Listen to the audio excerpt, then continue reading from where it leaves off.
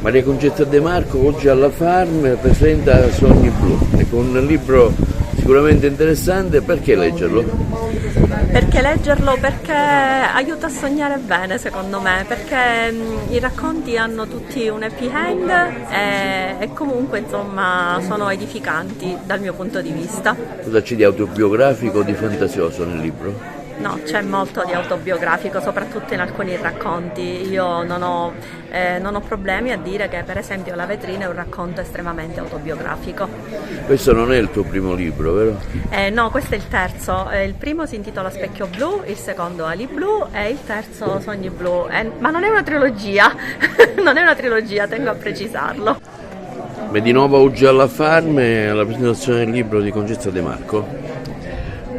È un libro che abbiamo avuto già modo di presentare in altre città, in altri posti e oggi però si presenta a Favara e in particolare all'interno della Farm Cultural Park.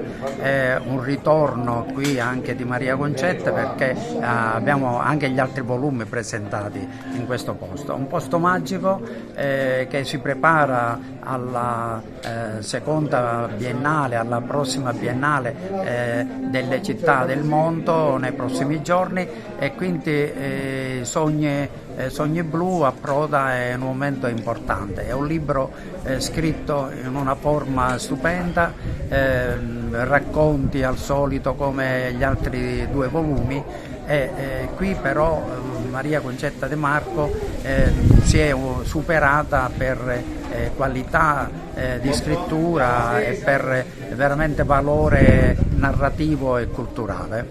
Sono una serie di racconti nei quali Maria Concetta ci porta in un mondo fatto di tradizioni, fatto di valori, fatto di grande ricerca storica e quindi diventa un modo per immergersi all'interno di realtà lontane.